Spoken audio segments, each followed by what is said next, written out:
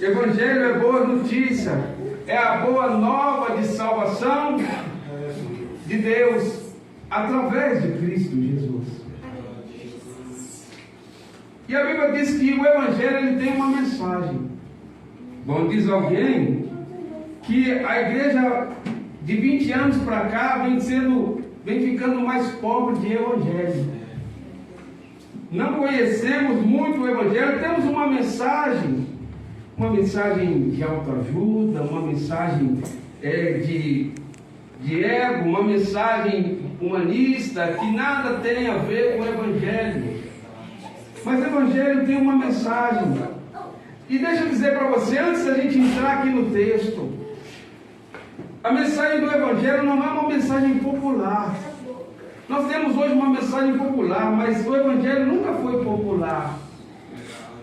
O Evangelho tem uma mensagem que muitas vezes o homem não gosta de ouvir.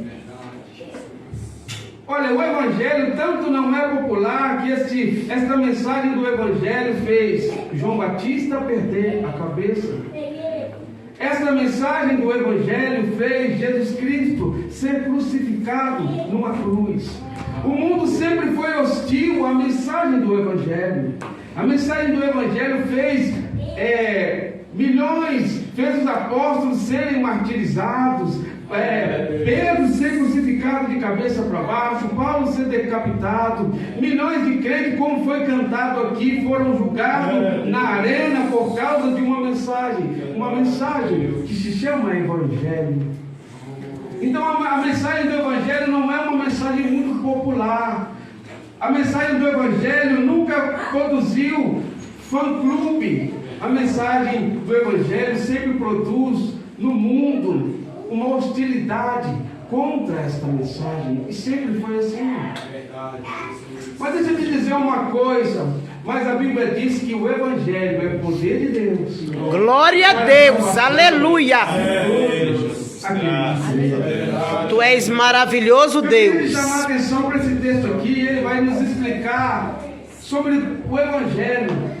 Como Deus, o plano de Deus para a salvação do homem está resumido aqui nesses textos que lemos. Começando aqui pelo versículo 18, eu queria que você olhasse para a tua Bíblia que diz que ora, tudo provém de Deus, que reconciliou consigo mesmo, que nos reconciliou consigo mesmo por meio de Cristo e nos deu a mensagem da reconciliação.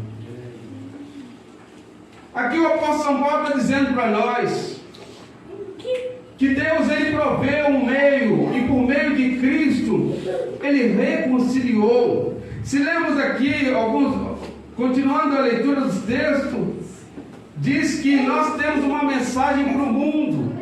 E o versículo 20 ele vai dizer que nós somos embaixadores no mundo, e como se Deus gritasse no mundo de hoje por nosso intermédio ao homem perdido: você precisa se reconciliar com Deus. É verdade, Jesus. Irmão, essa mensagem que vimos por aí, quantas vezes nós vimos pessoas até bem intencionadas e, diga-se de passagem, muito sinceras. Mas a mensagem do Evangelho não é simplesmente venha receber a sua bênção. A mensagem do Evangelho não é simplesmente você é muito importante. A mensagem do Evangelho, segundo o texto que lemos e outro que vamos ler aqui, a mensagem do Evangelho convida o homem a uma reconciliação com Deus. Verdade, Jesus. Bom, mas para se falar que existe então uma reconciliação com Deus, para falar de reconciliação significa que houve um rompimento. Você bem sabe que reconciliação é alguém que estava brigado em inimizade e que agora vai ser reconciliado. A mensagem popular que eu disse por ali, nos nossos dias, é muito difícil quando você fala para uma pessoa que não entende a palavra de Deus, que nem todos são filhos de Deus. As pessoas querem ouvir que todo mundo é filho de Deus. Mas quando olhamos para a Bíblia e falamos assim, que nem todos todos são filhos de Deus, já é difícil. Imagina dizer para o homem que muitos estão brigados com Deus, que não são, além de não ser filhos, estão em inimizade contra Deus. É verdade, meu Deus. Esta mensagem que eu prego aqui hoje, nos nossos dias, é considerado discurso de ódio ou intolerância religiosa. Dizer que o homem, dizer para o outro ser humano que ele, além de não ser filho de Deus, pode ser, todo homem pode ser filho de Deus, tinha relacionamento com Deus, passou a estar, segundo a palavra de Deus e o Evangelho, separado de Deus, e passou a ser inimigo de Deus.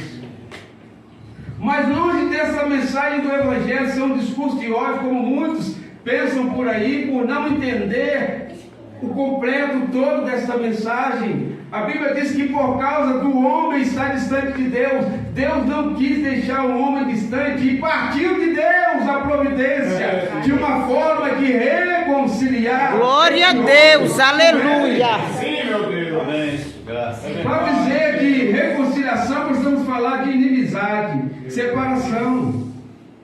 Você bem sabe que o livro do profeta Isaías, considerado o Evangelho do Antigo Testamento, no livro do profeta Isaías, no capítulo 59, você não precisa ler, mas acredito que você conhece muito bem. Isaías 59, versículo 1, por exemplo, você conhece muito bem, quando diz que eis que as mãos do Senhor não estão encolhidas, que não possa salvar, e os seus ouvidos não estão tapados, que não possa ouvir. Este é o capítulo 59, versículo 1. Mas o versículo 2 diz assim: mas os vossos pecados fazem divisão entre vós e o vosso Deus. Alguma tradução vai dizer: fazem separação entre vós e o vosso Deus, e as vossas iniquidades ocultam o seu rosto de vós, de forma que não vos ouça. O pecado trouxe uma separação entre o homem e Deus. Mas Deus não ficou quieto.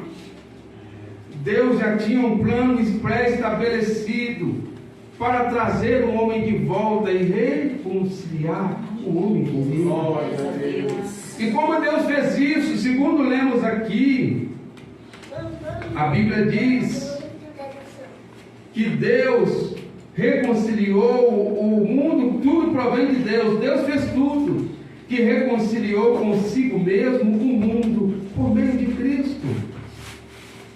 Para falar de reconciliação, precisamos falar de separação, de inimizade.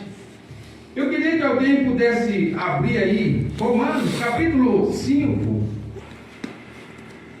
O capítulo 5 de Romanos, o versículo 1, que todo mundo conhece. Romanos, capítulo 5, versículo 1 diz: sendo, pois, justificado pela fé, temos paz com Deus, por meio de Jesus Cristo. Mas continua em Romanos capítulo 5, aberto. Porque quando nós lemos aqui que nós somos justificados pela fé, e através dessa justificação nós temos paz com Deus, o termo aí, paz com Deus, não é a paz de Deus que a Bíblia fala, aquela paz que a gente sente, que Deus põe no nosso coração e sentimos uma paz que excede todo o entendimento humano.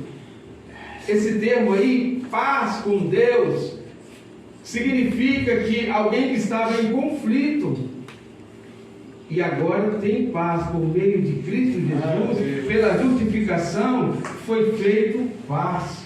Seria como duas nações em guerra e por fim, depois de um acordo, houve paz. Nós temos paz com Deus por meio de Cristo, mas antes de Cristo nós estávamos em guerra, em separação contra Deus. E por que eu digo que é isso? Porque aí mesmo no capítulo 5, se você olhar o versículo 19 e 20, eu queria que alguém lesse para mim, de Romanos, bem alto, por favor. Porque pela desobediência de um só homem, muitos foram feitos pecadores. Assim, pela obediência de um, muitos serão feitos justos. Veio, porém, a lei para que a ofensa... Não, por favor, irmão, perdão. Versículo 9 a 11. 9 a 11? Logo, muitos agora, sendo justificados pelo seu sangue, seremos por eles salvos da ira. Porque se nós, sendo inimigos, fomos reconciliados com Deus pela morte de seu Filho, muito mais, estando já reconciliados, seremos salvos pela sua vida. E não somente isto, mas também nos gloriamos em Deus por nosso Senhor Jesus Cristo, pelo qual agora alcançamos a reconciliação. Irmão, olha aqui. O texto que o irmão leu aí diz que nós éramos inimigos. Está escrito assim aí, irmão. Se nós que outrora éramos inimigos, fomos reconciliados pelo sangue de Jesus. Havia entre nós e Deus, por causa dos pecados de nossos primeiros pais, uma inimizade.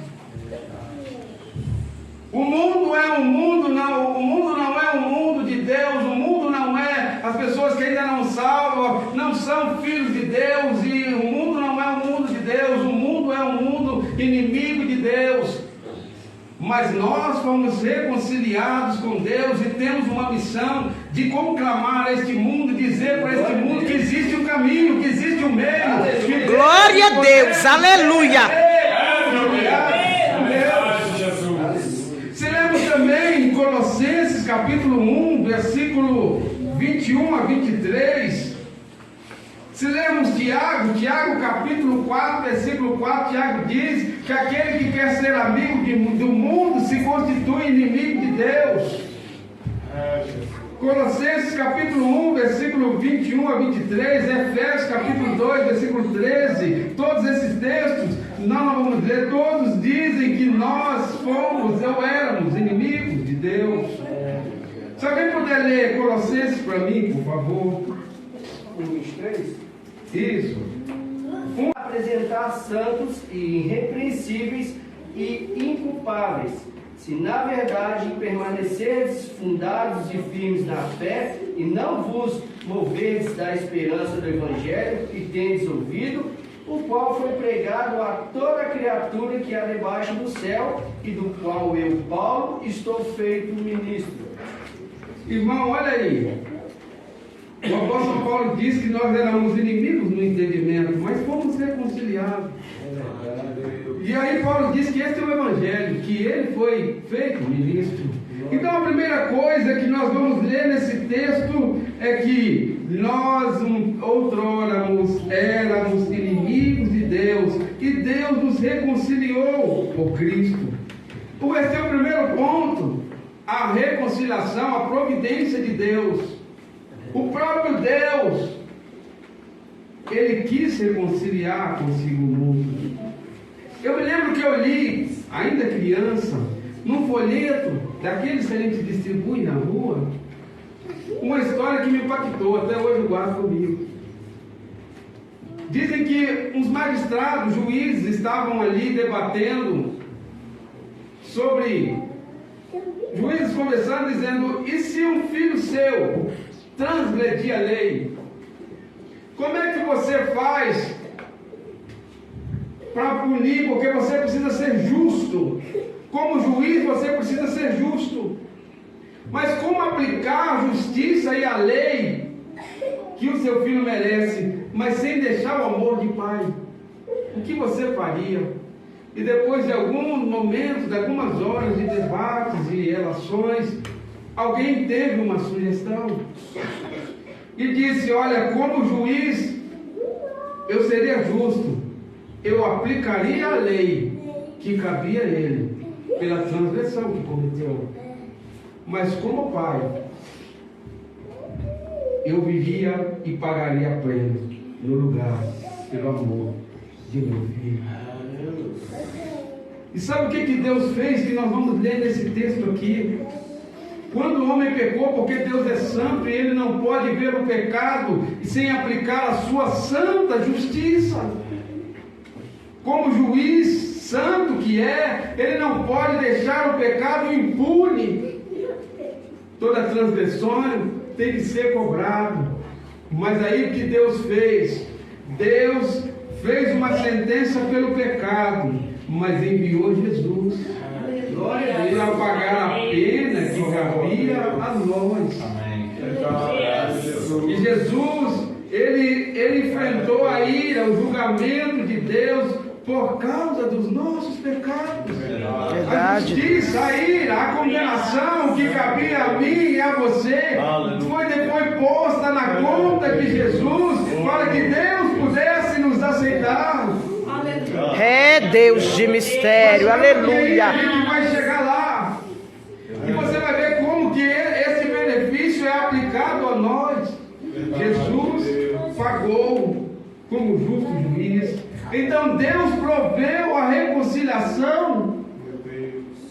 Tudo provém de Deus, que nos reconciliou por meio de Cristo e nos deu o ministério da reconciliação, versículo 19. A saber que Deus estava em Cristo reconciliando consigo o mundo e não imputando aos homens as suas transgressões. A primeira ponto é a providência de Deus em Cristo Jesus. Mas o segundo que eu queria chamar a atenção para esse texto é o agente, o meio da reconciliação. E aqui diz o texto que Deus nos reconciliou consigo por meio de Cristo, diz o versículo 18. O versículo 21 continua dizendo que aquele que não conheceu o pecado, ele o fez pecado por nós, para que nele fôssemos feitos justiça de Deus. O agente da reconciliação é Jesus Cristo. Cristo é o meio de Deus para reconciliar o homem consigo. E deixa eu dizer para você uma coisa. Você não é reconciliado pela igreja. Você não é reconciliado com Deus por meio de nenhum sacerdote, padre, papa, pastor. Você não é reconciliado com Deus por meio dos sacramentos. Você não é reconciliado com Deus pela intercessão dos santos, como às vezes acredita a Igreja Católica. Nossos amigos católicos que respeitamos, e se houver algum católico aqui, de maneira alguma eu quero desprezar você ou quero ofender sua fé, mas eu quero lhe explicar o Evangelho. E eu vou mostrar e provar que não é por meio da igreja como acredita, não é por meio do sacramento, não é por meio da intercessão dos santos, não é por meio das indulgências, não é por meio do Papa, não é por meio da circuncisão, não é por nenhum outro meio, mas por Cristo Jesus. É verdade, Deus. Não é a intercessão dos santos, irmãos. Não é. Não é as indulgências. Não é pela mediação de Maria. Respeitamos Maria, serva de Deus, de grande importância, que trouxe Jesus ao mundo, mas a Bíblia não diz que ela é medianeira. A Bíblia não diz que ela tem alguma mediação. A Bíblia diz que Jesus Cristo é o único mediador entre Deus e os homens. Verdade, Deus, aleluia. Porque você vai entender por que só Jesus é o agente, por que só Jesus pode ser uma mediação entre nós e o único meio da reconciliação. Sabe por quê, irmão? Olha o versículo 21 que lemos aí. Nos fala de uma doutrina que chama imputação. E eu estou caminhando para encerrar em verdade. O versículo 21 diz assim: aquele que não conheceu pecado, Fez pecador. foi feito pecado, ou ele o fez pecado por nós, para que nele fôssemos feitos justiça de Deus. Aleluia! Glórias a Deus! É, Jesus. Esse versículo 21, nos originais, alguns traduzem que seja assim: aquele que não conheceu o pecado, Deus o fez pecado por nós. Há quem diga que pode ser traduzido também: aquele que não conheceu o pecado, ele se fez pecado por nós. Ou seja, ou Deus fez pecar, Jesus Cristo pecado por nós, ou Jesus Cristo se fez pecado no nosso lugar. Qualquer uma dessas duas traduções cabe muito bem no Evangelho, na mensagem do Evangelho. Mas eu acredito que Deus fez de Cristo pecado no nosso lugar. Por isso que só Jesus pode ser o agente da salvação. Primeiro, presta atenção e acompanha o raciocínio. Aqui diz que aquele que não conheceu o pecado, bom irmão, só existe um no mundo que nunca conheceu o pecado. A Bíblia diz que na sua boca nunca se achou engano. A Bíblia diz que ele nunca pecou. E para ser o mediador, o reconciliador entre Deus e o homem, precisava ser perfeito. E Jesus Cristo foi o único ser perfeito. Ele nunca pecou. Ele não conheceu o pecado. E por mais que hoje, vou falar novamente, com respeito, por mais que admiremos a santa serva de Deus, Maria, mas a Bíblia não diz que ela não tinha pecado. Sim, existe uma doutrina católica que diz que ela é imaculada, mas a Bíblia diz que Jesus Cristo é o único que nunca conheceu pecado. Ele nunca pecou. Mas aconteceu uma coisa no Calvário. Aconteceu uma coisa antes, na eternidade. Eu fico imaginando, aqui já vai aquilo que eu imagino. Lá no céu, a conversa entre o Pai e o Filho com relação à salvação da humanidade. O Pai disse: você vai, meu filho, eu vou. Mas, filho, você terá que experimentar o pecado.